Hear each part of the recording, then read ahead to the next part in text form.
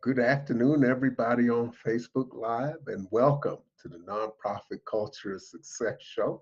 I'm your host, Russell Dennis, and today we are here with an exciting group of difference makers. The Sock It to 'em Sock campaign. I've got founder and Susan Elizabeth Lee here with us. Phillis Shimamoto will be joining us soon. Welcome to Paradise, young Susan. Thank you. I'm excited to be here. Sock It to 'em Sock campaign. What they do is collect socks for the homeless. And this organization, this is a movement and it's gone viral. Sue, tell the audience a little bit about yourself. Well, I started in elementary education, being a teacher, and then, taking time off to be with my kids, and they grew up, and, one thing led to another, and life happened, and all of a sudden I turn around and I get this crazy idea to do socks for the homeless, and the rest is history.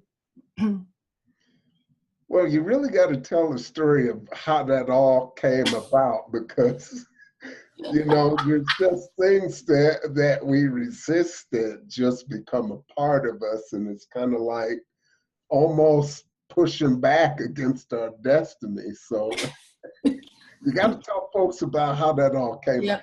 Oh, that's one of my favorite things to do. So it was, I was shopping for Thanksgiving dinner, and it was Tuesday night in 2011, Tuesday night before Thanksgiving dinner. And at 7 o'clock at night, I am at King Soopers at the grocery store, and I happen to be in the sock aisle. And I'm reaching for a can of soup, and just like that, printed in my head, it said, yellow block letters with a red outline. It said, Sock It to 'em Sock campaign, socks for the homeless. And I look around and I'm thinking, this is crazy. And it just printed in my head. And I go, God, do you think I have nothing else to do but socks for the homeless? I know nothing about the homeless. So I kept shopping. And as I'm pushing my grocery cart all through the store, it's going, Sock It to 'em Sock campaign, socks for the homeless. So I thought, okay, I get the message, we got to do this. So I go home, I email all my girlfriends, and I call up Phillis Shimamoto, who hopefully will be on the phone call soon, or, on camera actually. And so I call Phillis and I said, you're not going to believe what happened. God put this message in my head, and, socks for the homeless. So we decided to gather socks between Thanksgiving to the end of December at that year. It was 2011. And we got 575 pairs from our girlfriends. We thought we were something. We went down the first week in January to 3 shelters in Denver. And it was 7 degrees outside. And every single shelter said, this is our #1 clothing need. We never can have enough socks. And Phyllis and I looked at each other, and simultaneously we both went, we got to make this as big as we can. And then Phyllis goes, and we'll call the people who help us sock ambassadors. And so that's how we started. And so in 2012, we gave out that first week 575 pair, and to date we've done basically 250,000 pairs of socks. That's a lot of socks. It's a lot. It's shockingly amazing. It's really strange to come up with an idea like that. It's just, this sort of falls under the category you just can't make this stuff up. Yeah, it's like divine destiny, whatever that means for anyone. And we answered the call. God asked us to do it, and we went, yeah, and we didn't have a clue where it was going to take us, and we just keep saying yes, and we keep going at it. It's really hard to gather data, because trying to find homeless people and collect information from them is tricky. So how did you actually go about learning about homelessness and some of the challenges those folks go through? That's a great question, because we didn't know anything about it. We did not have a clue. So when we first heard that this was the #1 clothing need of the homeless, that in itself kind of threw us for a loop. And so in delving into that, and of course using the internet is our friend, right? And using the internet, we found out that people don't think to give socks, for instance. socks wear out faster than any other article of clothing. Mhm. And that people who are homeless, and I should correct that statement, people who are experiencing homelessness, we're trying hard not to just label people with that old label of homeless. They're experiencing homelessness. And so anyways, people who are experiencing homelessness, that they might receive a pair of shoes, but they don't fit properly. And then the ill-fitting shoes and the elements of the weather and everything make the socks wear out faster. So that was one of the first things in that regard, just with the socks. However, then in looking into it, we, like everyone else, only knew the person we see on the street or the person on the corner. But there's like 30-some% or something like that of the homeless, people who are experiencing homelessness are women and people with families. And there's 2.5 million homeless children in the United States. So there's women and children. And then we learned that 28% or so are veterans, those are people who served our country. And I always say when we see them on the street and we see someone in a uniform, or we see someone at the airport in a uniform or the mall, we often go, thank you. Thank you for serving us. When we don't see them in a uniform and they're the person on the street who looks like they're having challenges and they're obviously they don't have a place to live, we don't see them as the veteran. We don't know. They're the person who went and served our country. And so that was a whole new demographic we were unaware of. So we just go on the internet and we learn a lot about it. And we didn't even know how many shelter services and agencies were in Denver, and we're floored. We're floored, because we're in Denver. So we give to over 90 shelter services and agencies, but we're in 39 states. So we're hitting a lot of places. And we just research on the internet like everybody else. That's how we learn. Well, it's definitely hard to find good data because, there are not many people who are collecting them. And, the numbers that I've seen have got to be grossly understated. I'm glad you're bringing that up, because point in time is phenomenal. So anybody who's listening, point in time are those individuals who go out and into our cities, and for a point in time, which is 24 hours in January, they go one day, but they go a full 24 hours. And it's teams of volunteers going out to count the homeless. And so if you or I, just imagine if we're standing on the street and you and I are standing there and there's 3 or 4 other people, someone comes up with a clipboard, it's like a census thing. We're like, who are you? We want to get away. So they don't have the people readily wanting to interact with them. And they only have 24 hours. So they don't get to like all the little hotels and motels that have people staying in it. They don't get, for instance, under all the bridges, they don't get to wherever. So whatever the point in time number is, and they say this as well, you can multiply that, easily double it, triple it, quadruple it, and that's going to give you more of a correct number. But at least we're trying our best point in time is to obtain those numbers. Well, I know they're understated. Some of my guests in recent weeks, Rick Roberts with Legacy Grace Community Development, they're doing a lot of work out in Lakewood. Travis Smith was here from Impact Locally just a couple of weeks ago, and I've gone out with them several times, and that's one thing that Soccer to 'em Sock campaign and Impact Locally have in common is this amazing ability to mobilize other people. Yeah. But we went out and we have a list of maybe 12 or 14 agencies right in the downtown area, then the 16th Street Mall, where we go out and do sack lunches for the homeless. And the last time I was there, we assembled about 1,000 lunches in the space of 45 minutes.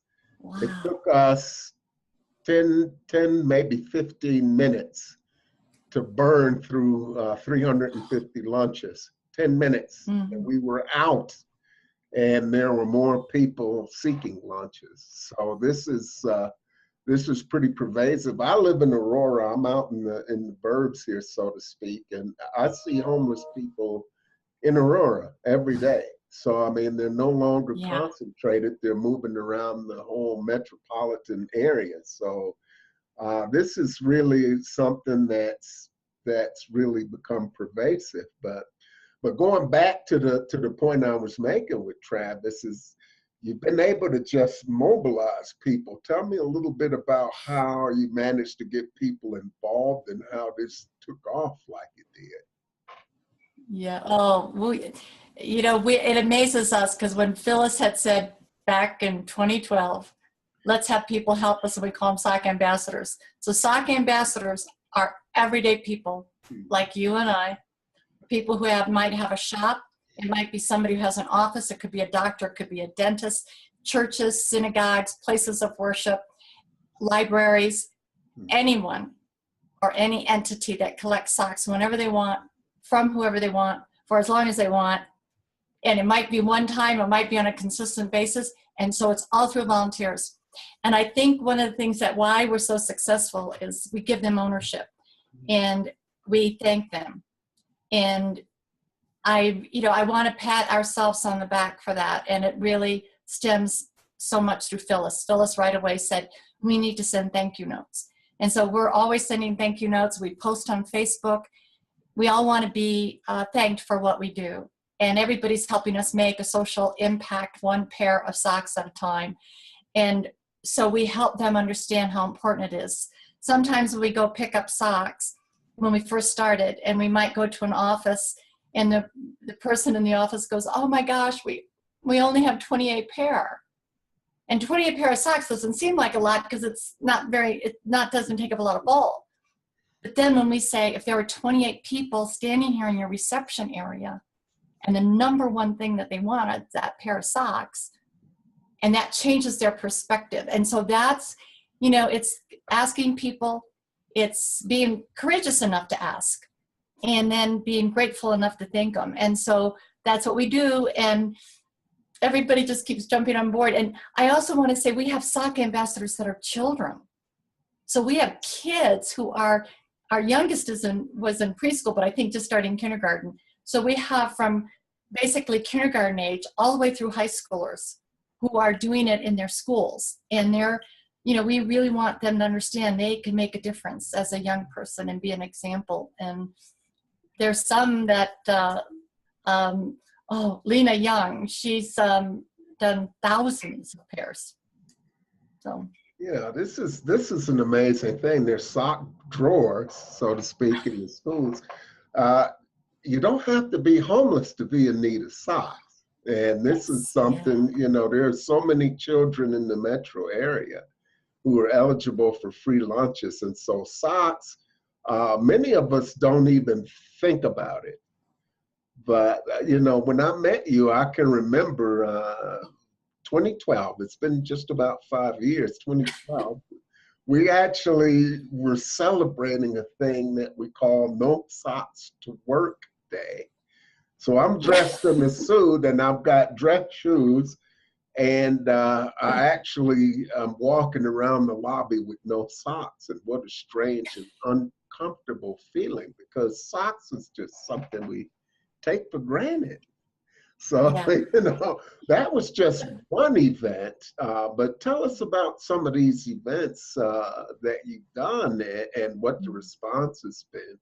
Yeah, well, it just keeps growing. So one of the things is, so to start with the No Socks to Work Day kind of thing, we, in 2014, we got Mayor Hancock to declare in Denver that the second Wednesday in December would be known going forth as the Sockatone Work Day, where citizens are asked to go to work not wearing socks.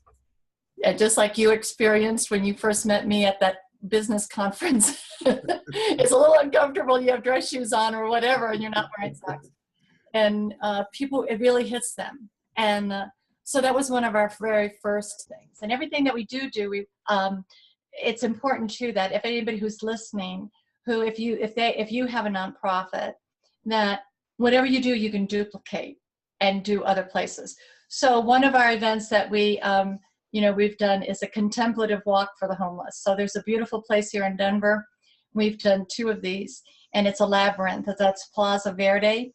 And want to give a big thank you out to the John Madden Company, who has supported us in that. That's at their location, as well as Epicurean Catering, who has provided us goodies when we've done this. But so people could come and walk the labyrinth barefoot and experience how it feels to be barefoot in a comfortable setting, and then to realize that people outside in the cold, they are going barefoot within their shoes, and to really be in a state of gratitude. So that was an event to be in a state of, a state of gratitude. Then we, one of our really fun ones that we just recently did this past year, we got the Denver police and the Denver sheriffs involved, and we did cops, socks, and sandwiches. And I believe you were there. And we had 5 police officers from Denver, 5 sheriffs from Denver, 5 from Greenwood Village, and about 150 individuals. And we had 7 queens from different beauty pageants, and 150 people, and all ages. And they bring supplies to make peanut butter and jelly sandwiches and bring socks. We did 3,000 peanut butter and jelly sandwiches in 2 hours. Oh my gosh. And then 4,000 pairs of socks. And then we take them out, like you were saying with Travis. People take them out then and go and deliver them. And so what's great is that an individual that was there decided they wanted to do that in Aurora with the Aurora police. And then somebody heard about it in, I believe it's Illinois, and they're doing it in Illinois, and then somebody in Ohio. And so, again, it's one of those things we want SOC ambassadors in other states to be able to duplicate and be able to do that. And so that was, that was a really fun event that we did. And we have one coming up where people are going to be able to go to Life Kitchen here at Park Meadows, and that they're going to have people bring socks, and they're going to have drawings from the mall that people will be able to win the opportunity for a door prize and get 10% off their dinner. And we have another one coming up where we're going to actually paint wine glasses, of all things, and Via One Hope, which is a beautiful organization. If people are unfamiliar with Via One Hope, it's VIA One Hope. And that organization, when you buy wines from them, a certain amount goes to a nonprofit. And so we're going to paint wine glasses and decorate them that people can take home. And then when the wine that they've ordered, where the certain percentage of the profit will come to the Sock It To 'Em Sock campaign, they can pour that wine in the wine glass they painted and drink it. So yeah, we just try to think of fun things to do. Yeah. Well, we have got Phillis Shimamoto on the phone. And hi, Phillis. We're going to have to unmute you so you can say hi to the audience here. Good to see you. I don't know where the video is. I can't even see it. I'm at my parents' house. I just got home. I'm running very late, and I can't see where I am. What is it? That a picture? It says Gmail or something. It looks like in a box. We're seeing something on your camera. We're seeing something. Maybe you've got something in front of your camera. I don't even know where the camera is on this thing. Well, we see some printed email that you printed. So if you yeah, you can figure out where it's at. There's also looks like a box, doesn't it? Yeah. I can find your picture and hold a picture up of you. Well, you can click the stop video. We can still hear you until you shine your camera. It says no, hide myself. Why don't I just hide myself? Because I have no idea. I'm looking all around and I'm thinking, where's that box? I don't even see a box. It has a big red letter M. Yeah, there's a printout there that we see. Looks like you printed one of your emails out of your Gmail account, or there's a Gmail. I have no idea. I'll just hide myself. Well, that's good.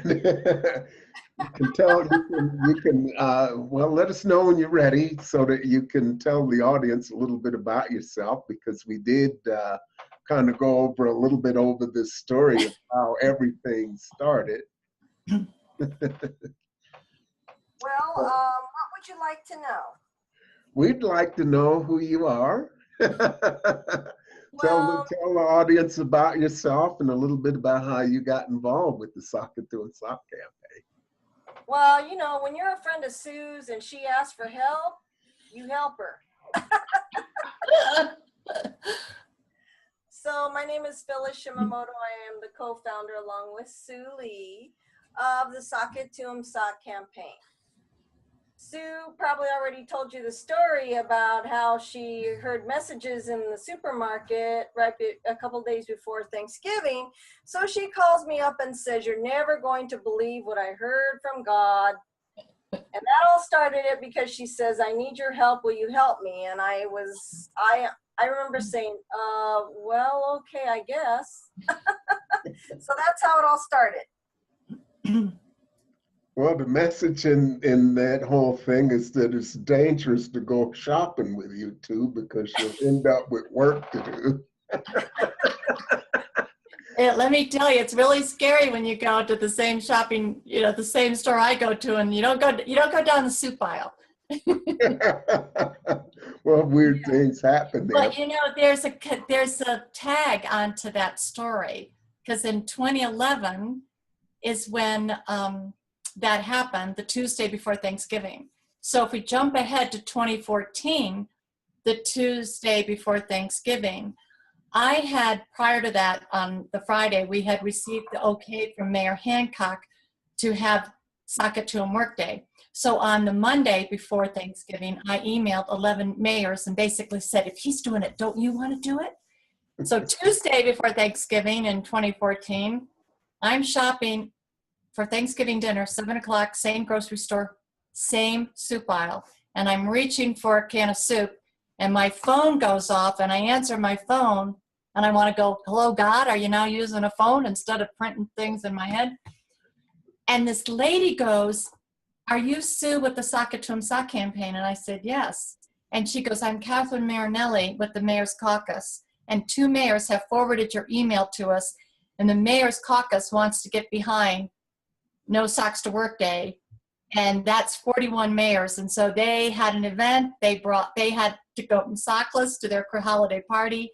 They brought socks. And we have a significant number of mayors who are still supporting us. They gather socks in their town halls.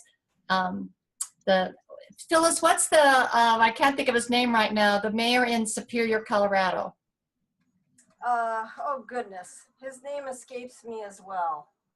Boy, it's driving me crazy. Maybe it'll come to us. But anyways, the mayor of Superior, Colorado, every year since then, they not only collect socks, but they do a sock run. And then Mayor Ron Rakowski, mayor of Greenwood Village, he has come to 3 of our events. He totally supports us. They have their city hall, they collect socks and around the city. And so he has really, really gotten behind us. So we have lots of mayors. And one of our goals, so people who are listening, we want mayors all across the country to get on board and help us provide socks for the homeless in their cities. Well, this has gone viral, and not only have all of a lot of the mayors in the area gotten involved, there are just loads of businesses. There are like over 60 drop-off locations here in the metro area and around the Front Range, probably more. So tell us a little bit about how you got those folks involved. Yeah, Phyllis, you want to address that? Well, what's been really, really amazing is that the majority of the ambassadors that we have are businesses, but it's really been word of mouth. And when we have shared things on Facebook, for example, and in social media, it has really, really taken off. So we know the power of social media because a picture is worth 1,000 words. And when people can see that other people are involved in doing something fun and it's easy, people have come to us when we first started, Sue and I were trying to drum up business, if you will. We were trying to get people interested, and now every day somebody is contacting us, and it has morphed into people are searching us out now versus the other way around, which is really nice because we have worked incredibly hard for 5.5 years, nonstop, with just the two of us pretty much. We have volunteers here and there helping us, but in terms of doing it every single day, day in and day out, Sue and I have basically been doing the work of about 5 or 6 people. Yeah, Phyllis, I'm listening to you share that. Anyone who's out there who's doing a nonprofit, first of all, God bless you and keep at it. And we all, those of us who do this, we know how hard it is. And it's hours and hours of work. And even though one pair of socks doesn't weigh very much, but it's kind of like snowflakes on a limb of a tree. A whole lot of socks weigh a lot. And at one point in my house, we had 18,000 pairs of socks that Phyllis and I and a few volunteers had counted, sorted, and bagged. And then we haul those bags off to agencies, and many a time we're exhausted. And yet all we have to do is see one of those people who are experiencing this phenomena called homelessness, and they grab a pair of socks and they go, thank you, this means so much, this means, and it just breaks your heart. And so all those hours and hours that we put in kind of melt away. But boy, when we're in the thick of it, it's not melting away. It's a lot of hard physical and emotional work, and but it's worth it. Phil?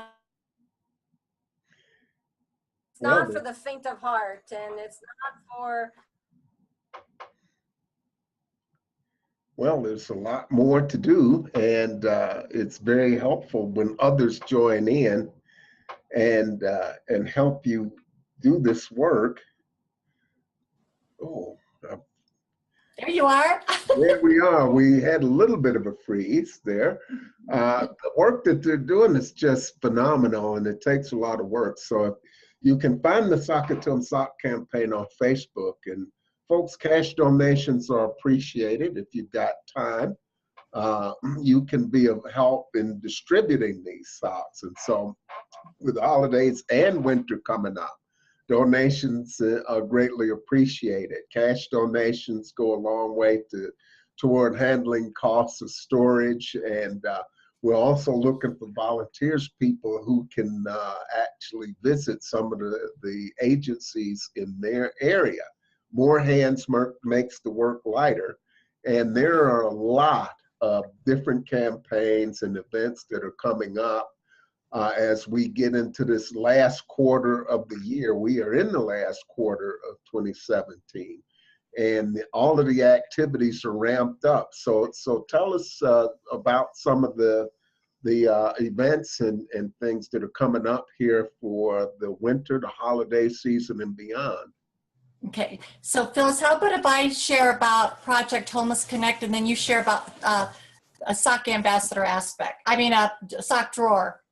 Okay, sure. Okay, so we have an event, and I'm flipping my calendar here. That's right here in my line of vision. That is September 19th, and this is one of the examples of somebody contacting us.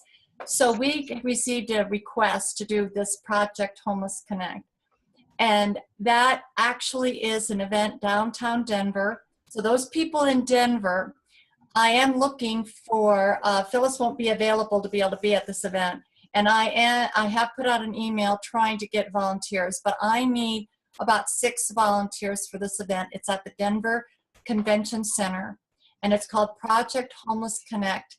And they are going to have all of these different vendors there for the homeless. They expect 1,000 homeless people, or people experiencing homelessness. We have to keep trying to get it correct, that will be showing up. And so the day before, on the 18th, we're going down to set up. But on the 19th, we need volunteers. And so seeing how this is on Facebook, if anyone would like to contact me, you can message us on our Facebook site, which is facebook.com/sock campaign.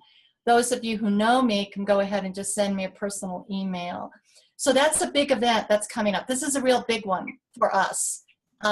We have another event, then I'll say this also, Phyllis, and then let you talk about sock drawer stuff. But the first weekend in December, we need volunteers. And Phyllis might even speak to this more. We're going to be giving away 8,000 pairs of socks for children. So Phyllis, you want to talk about that event and then maybe talk about sock drawers? Yes, and I think it's really, really important that, you know, the day-to-day operations that Sue and I do are you know, a labor of love, but we could never, ever, ever do any of this. We could not have gotten this far without our volunteers.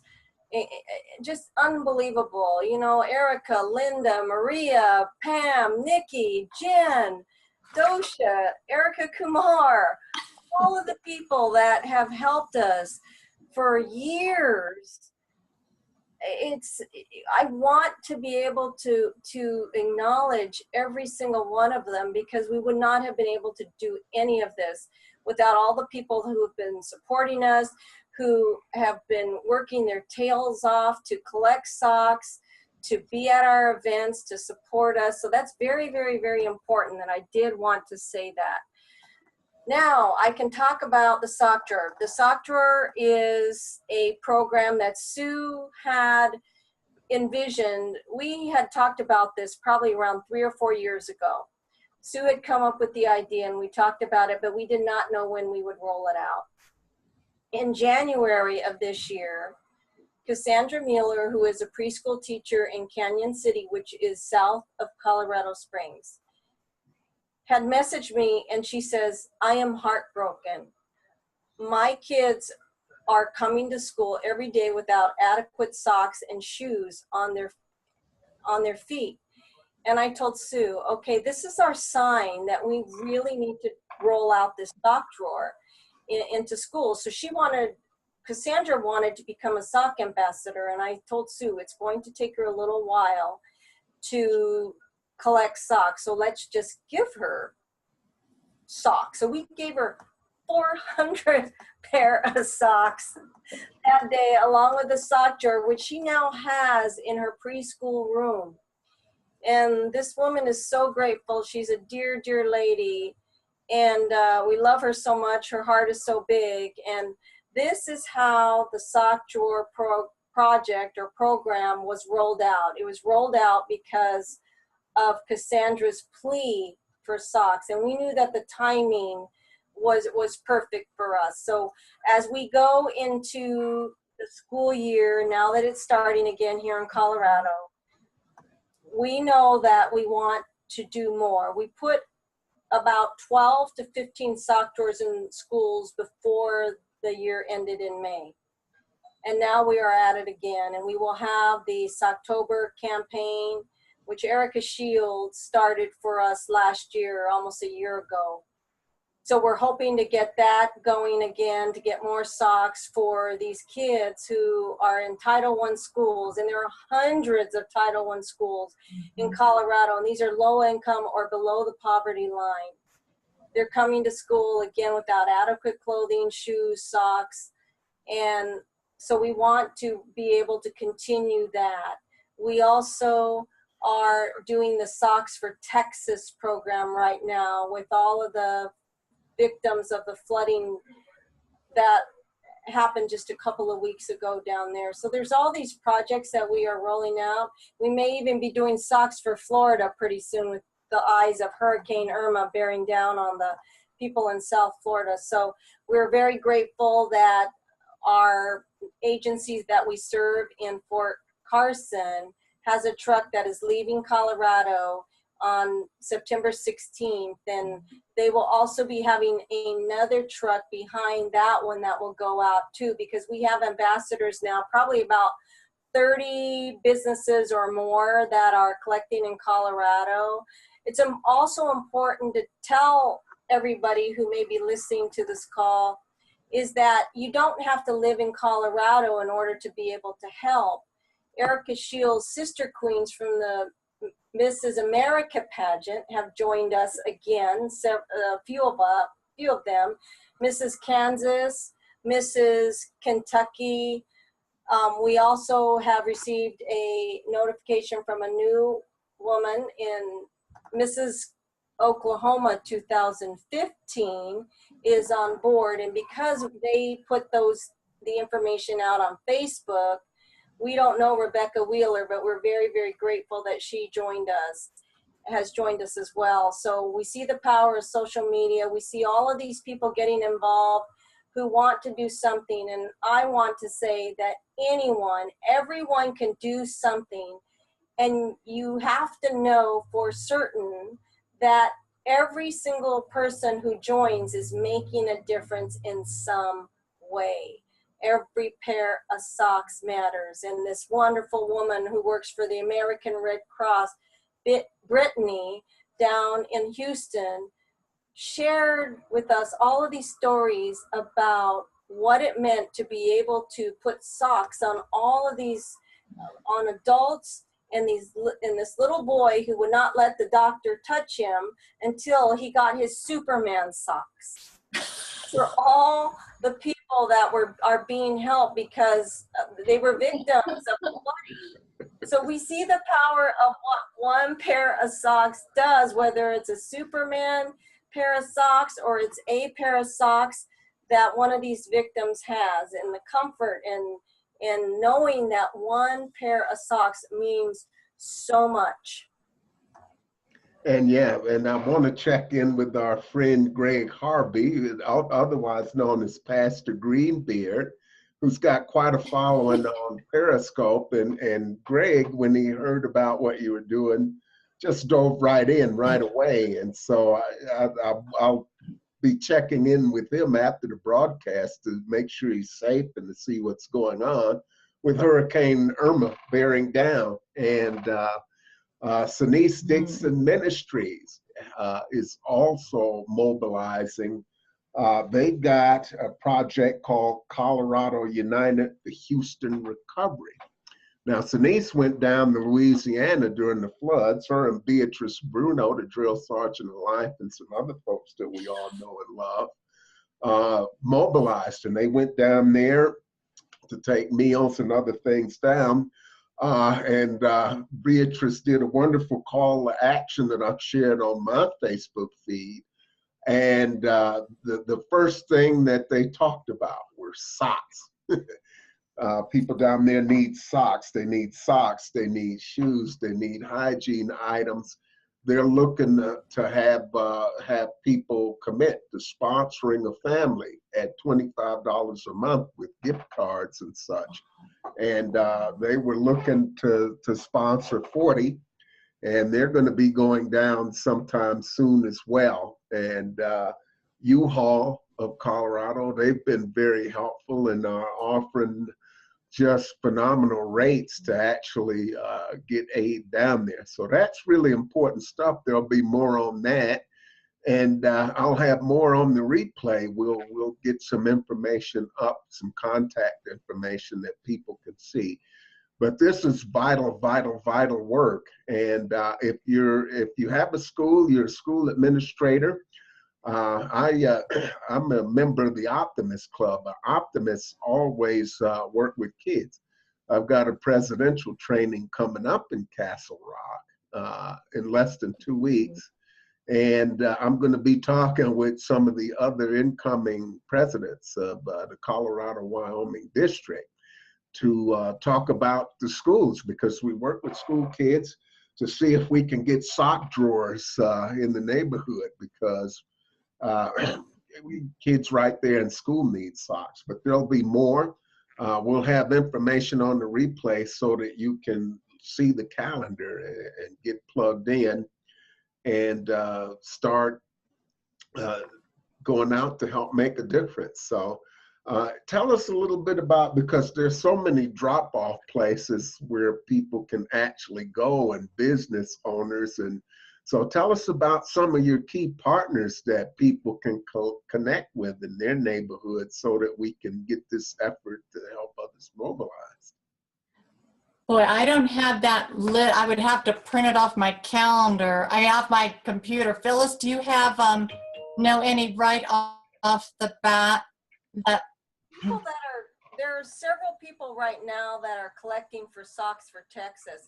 I think it's really important to acknowledge and thank Bright Now Dental, because they have about 15 or 20 different locations in Colorado. And then some of our ambassadors like Melissa Grosball with Grosball Family Center or Health Center in Englewood is collecting. She's an ambassador of ours, but she's also collecting now for Socks for Texas. We have Johnny Macias with Homes for Heroes, who is involved. Nicole Southwick with Farmers Insurance in Denver is also on board. They will be helping all year. Johnny and Nicole will be helping all year. Keller Williams too. Keller Williams, DTC, Lynn Snyder Getz is also. And also Lynn Hellerstein's office.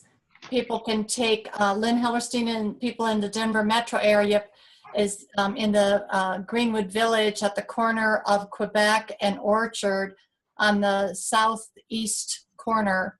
Her office is in there, Lynn Hellerstein, and people can take socks to her office as well. People can take socks to my husband's office, Dr. William Lee at 7200 South Alton Street. Again, in the Denver Tech Center area, that's Centennial. People can just contact us. There's a lot of people who are doing it, collecting for Texas, who, to have those actual physical addresses right now are hard for us, because a lot of people are just contacting us on a regular daily basis and wanting to do it, and they're letting it out in their neighborhoods to know. But and if anybody out there, if anyone out there would like to be collecting, just let us know, and we can get that information up on our Facebook personal sites as well as our Facebook business site. Yes, and also Aurora Rotary has been very kind. Aurora Gateway Rotary has been very kind, and they have given us socks, and I think they will probably be collecting a little bit longer. Krista Keller with United Healthcare, Sarah George with Colorado Realty Pros in Denver. They're located around the Bear Valley area, so kind of on the west side as you're heading west out on Hamden Avenue. Those are the ones I can think of offhand right now that are on board. There's other ones, and I apologize for not being able to know what all of them are. But that's okay, because the list is so long, there's just no way to commit it to memory. But we will get that list. You get that list out to me. I'll make sure that, and of course, the links to the website and the Facebook page and all your contact information will be available on the replay, and I'll have that list up. And maybe that list of drop-off locations as well, so we can put those up on the Nonprofit Culture Success page and in other areas, so that folks can get a hold of that. And it'll be, we'll put a file up on Twitter. You can follow the Nonprofit Culture Success on Twitter, as well as Facebook. So we'll get that information up, because time is pretty critical, and we're going to get that up. The information on Sinise Dixon Ministries and different ways that you can help, we'll get all of that up. And so there's just been an outpouring of stuff. There are more people every day. There are things that you can do every day. So keep an eye out on this page for follow-up information. And so people can actually support you, and they can go to your page. And you've talked about Texas. I was curious about what you were doing with that. So, can I share something else about Texas, Russell? Certainly. When so when we put the word out that we were doing this and asking people to support, that socks equals Texas love, we received just the other day. We were like blown away by this. So Bombas Socks, Bombas, a lot of people know Bombas Socks out of New York. They sent an email that they are sending us 1,000 pairs of socks for Texas. And those will be coming to my house probably tomorrow. So, you never know. And that is a wonderful company. So people who aren't familiar with that company, please check out Bombas Socks, Bombas. They are phenomenal. They have provided socks with us before. They support nonprofits. For every pair of socks that someone purchased, they give us a pair of socks to the homeless, and they have the best socks that are out there. And another thing, when you said the Optimist Club, yay to the Optimists. We love the Optimists. We'd like to also honor Regina Schrader in Manhattan, Kansas, who was our first sock ambassador out of state. She's been with us ever since 2012. Regina went to the superintendent of schools in Manhattan, Kansas at the end of the school year in May. And when she started to explain to him about how the need for socks and perhaps doing sock drawers, he immediately said, I totally get it. Not only do I understand that need, but I am asking you to provide sock drawers for every single school in Manhattan, Kansas. So Regina was faced with this task of, I believe it's 12 schools, and then added 2 Head Start programs. And she just sent us information just a week or 2 ago that the Optimist Club in Manhattan, Kansas provided the funds so that, because we have a beautiful connection with a wholesale company that we get a really good deal, about 50 cents a pair, 60 cents a pair of good socks.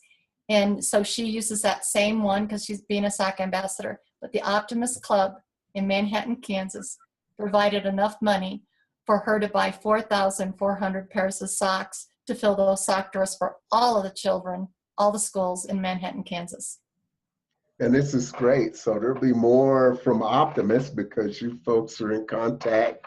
We're in contact, I should say, with schools. So getting sock drawers in the schools should be something that we can all contribute to and we can all be on board with.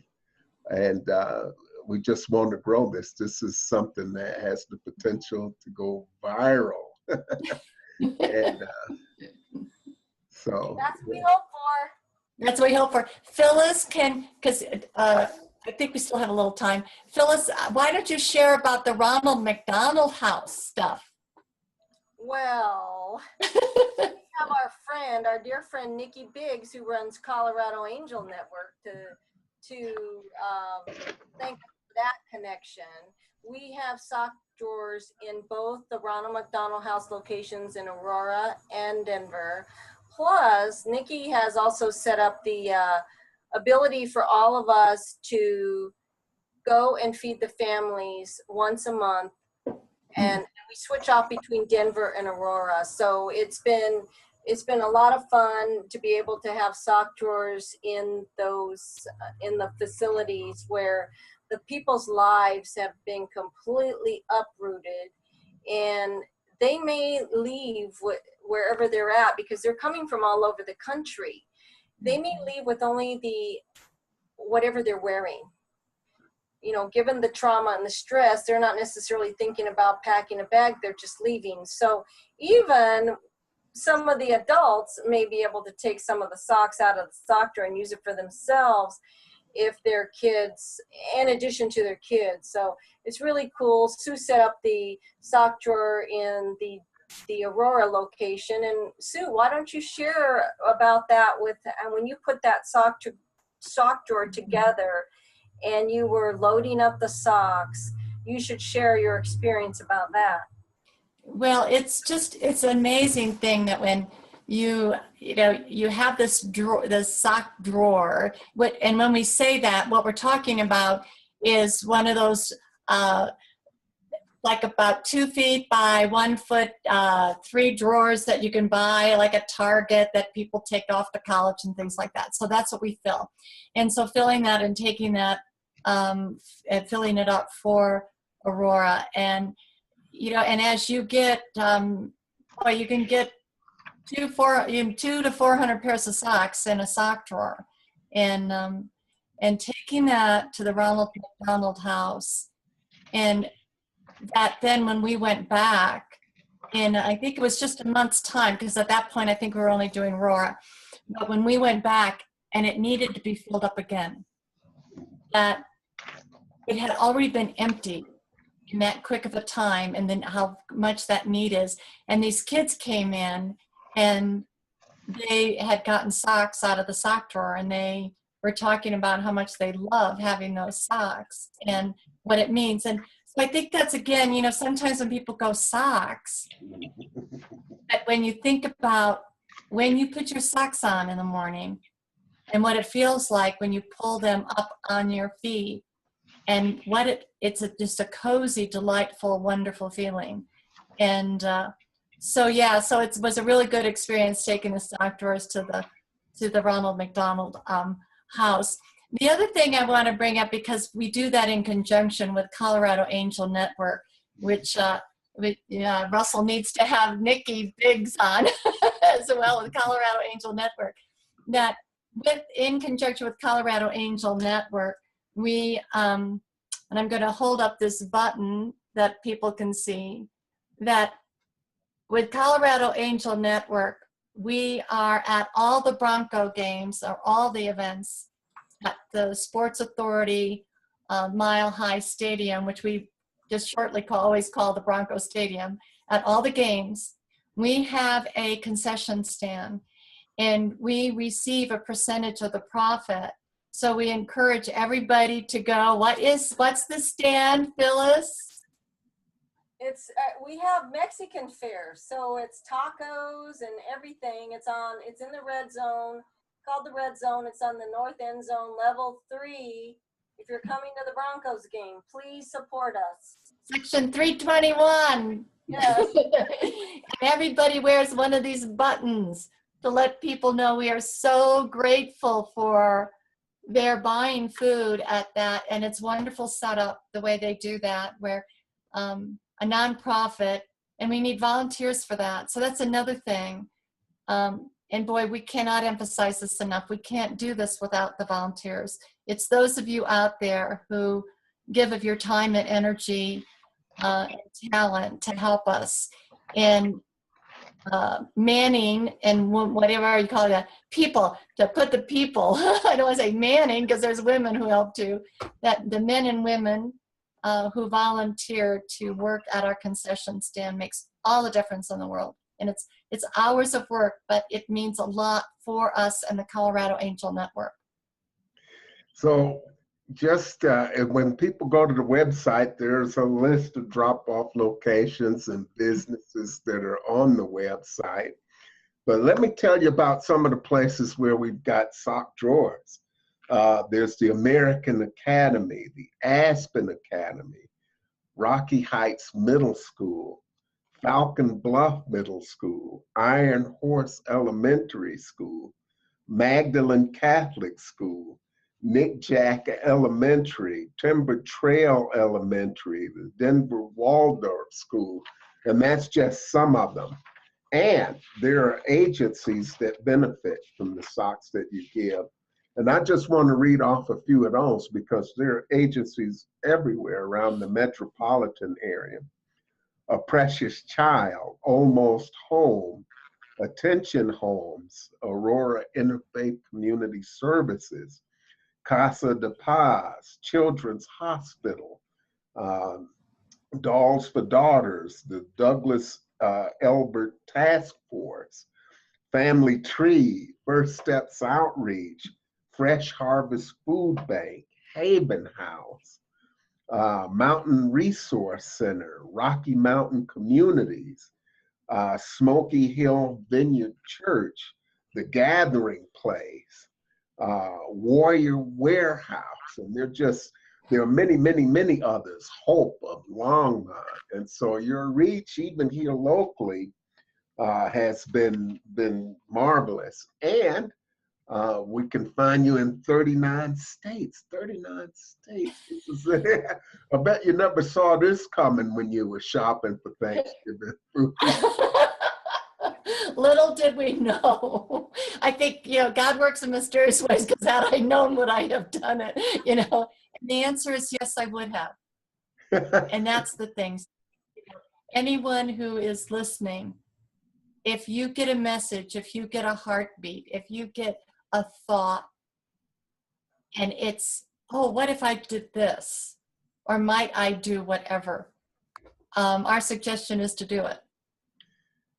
When why is big enough, how almost kind of takes care of itself. And it can be a little bit scary from time to time, but it's stepping up. And that's what people who are tuned into this network and who are doing this type of work out there, working to make a difference for others, they have the heart. And this is how you folks roll. And I love it. I love being a part of that. And so there'll be more from Sock It to a Sock campaign. Stay tuned to this channel and this broadcast, because we'll be getting a calendar up. That's one of my projects for 2018 is to have a calendar. And so everybody that's watching, when you have events, get them into this program. We're going to be featuring those things in this broadcast to make sure that everybody knows about the work you're doing out there to make an impact, a positive impact in the lives of other people. It's always a pleasure. And, any hour I spend with you two just flies by far too quickly. What sort of closing thoughts do you want to leave with folks before we finish up? Well, I'd like to say something, Sue. Can I? Yeah, and then Sue can end it. But yeah, go ahead. I would like to say that anyone can make a difference, and age has no barriers, because our youngest SOC ambassador, who is coming on board in, I think, this fall, his name is Bryce, and he's 5 years old. We also had Lena Young last year collect 9,000 pair of socks. Christian Block, he's 7. Mac Rivas, and she's 14 now. But we had ages ranging from 7 to 14 or 13 last year. And we need the younger kids to be ambassadors and to go out there and tell their friends, tell their young friends, hey, let's do this. We can do this. We can make a difference. These young kids who are out there helping us now, they're not even thinking about their age and that they can't help. Their mindset is all about service. And so I think when we put the Rotary's motto of service above self, you never know what can happen. This is what has happened, because our campaign has grown so big, because people see, one, they understand the need. They have an awareness about the need that socks are the most requested item. And they're collecting anywhere from little tiny 0 to 3 month baby socks for Warm Hearts, Warm Babies in Nevada, all the way to adult socks. So it has no boundaries in terms of who we're helping or who is getting involved to help us, because all of these people know without a doubt that they can make a difference, and they want to make a difference. And this is how we've been able to grow our campaign. It's selfless individuals who see a need, and they're taking it upon themselves to take action to make a difference in their community, and they're doing it. Absolutely. And the only other thing I would add is just follow your heart. If you have an idea, just follow your heart and know that you'll find the way to make it happen. And that's what we did. Sock It to 'em, sockcampaign.org is where you'll find more information.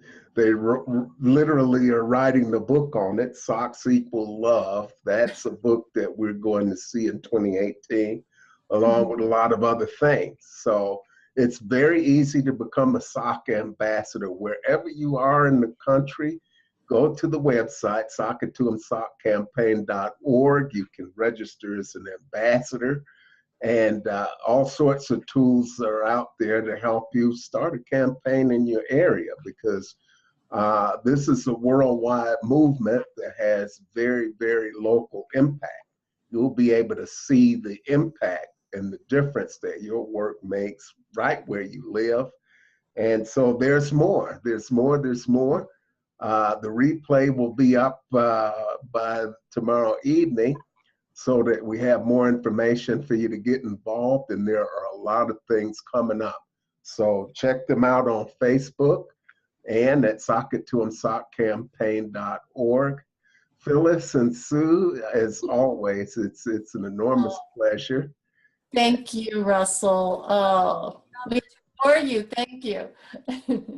So, okay, so for our folks viewing, be sure to tune in next week for the Nonprofit Culture Success Show. This is Russ Dennis signing off.